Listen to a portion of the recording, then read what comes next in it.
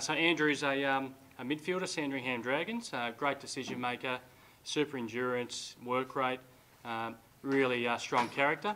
He won the yo-yo test at the National Combine, so really pleased to have you in.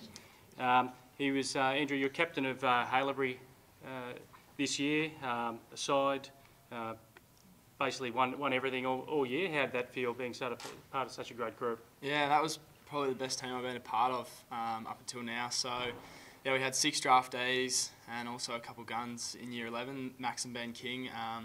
So yeah, we had a really good team, and yeah, I was honoured to be captain of that, and we went undefeated, and yeah, we had something really special, and yeah, it showed on draft night. Had 6 drafted, so yeah. And you've got significant links to WA. Can you explain your background there? Yeah, so mum and dad's side, both from WA. Got grandparents in Albany, uncle and auntie in Bustleton, and then a lot scattered just around Perth. So I think that's going to help make the transition pretty smooth, and with that comes a lot of family friends as well. So I've got lots of people here and lots of people supporting me, so it's good. And 3 brothers now on AFL list, with your other brother Hamish getting drafted the other night to West Coast. You've got a 4th brother. Can you tell us about him? Yeah, so my oldest brother Will moved out of home this age, 18, and now he's a lieutenant in the Army.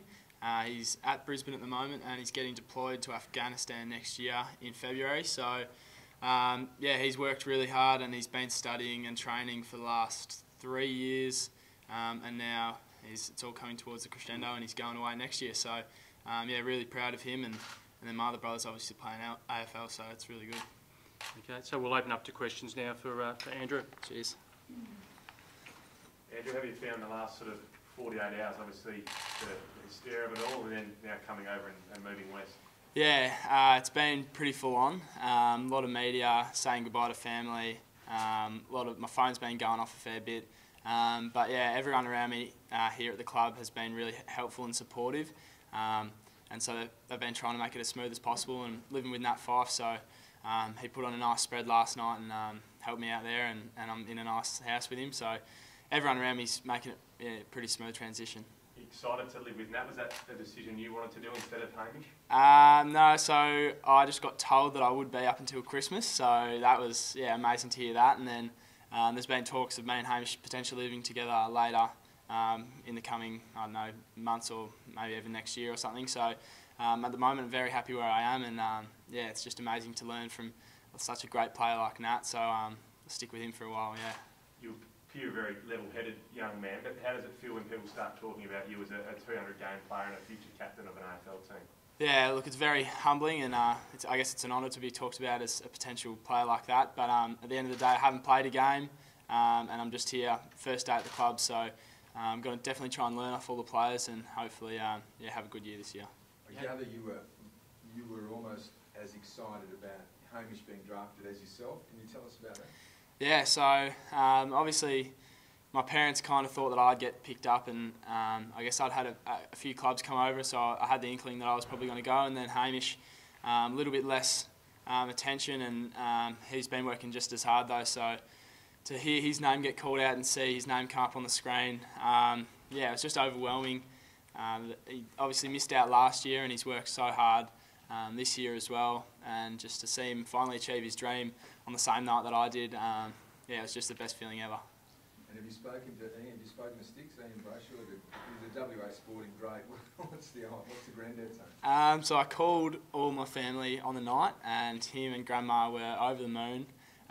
So happy that not only that I got onto a list, but that I'm coming over to see them. So I'm sure they'll be making trips up to Perth to say g'day. So yeah, very proud of me, and they've watched me closely over my 18 years as a person. So they're just really stoked, along with the rest of my family. When was the last time they were able to watch you play a game of footy in person? So last year they came over to Melbourne and watched 2 of my Haileybury games, and so I think we versed Geelong and Melbourne Grammar, so they've watched 2 games of me then, and then TAC Cup Grand Final was also streamed, so they watched that. So yeah, they've seen a bit of me, but in person was those last year. Yeah. Dad was saying he knew your Hamish was going to be drafted because there was a bit of a smirk on Andrew Gillen's face when he walked out. Have you heard that story? Yeah, Dad did tell me that. I didn't actually see the footage. I just saw his name come up on the screen. So I have heard he came out with a bit of a smile, and Dad had a feeling that it was going to be Hayne. But yeah, I'm sure I'll watch that footage and see it later. Family friend, Andrew. Yeah, definitely. Yeah. You mentioned Haileybury before, so Matty Lloyd is involved. Haileybury and his brothers Yep. picked you. Tell us a bit about it, what that relationship's like. Yeah, well, obviously the whole Freo staff have kept their cards really close to their chest, and Lloyd is no different. So he didn't really give me much, even though I had some connections with Matt and him.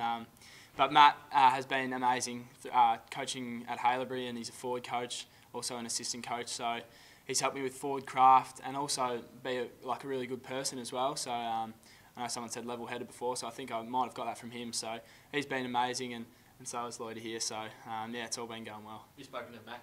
Yeah, he gave me a call 2 days ago and just said congratulations, so proud of me, and yeah, he's looking forward to watching the rest of my career.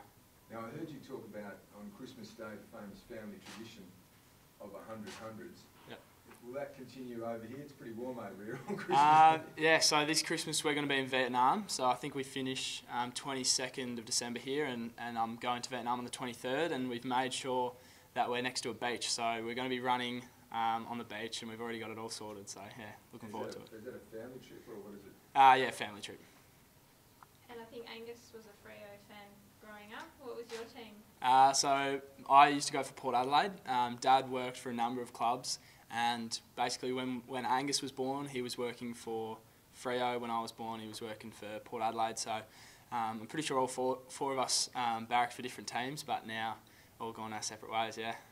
And going 2, was that extra sweet given your brother went 3 and Dad went 6? Yeah, I know, I guess at the end of the day it's just a number, but it's still pretty good to, get one up on them. But yeah, work starts now really, and that draft night's behind me now, and just looking towards the future. And is it pretty full at Fifey's house at the moment? How many of you in there? It's me, Griffin Logue, and Piercy, so there's 4 of us, but Alex is moving out this week, so it's going to be 3 of us for up until Christmas, yeah.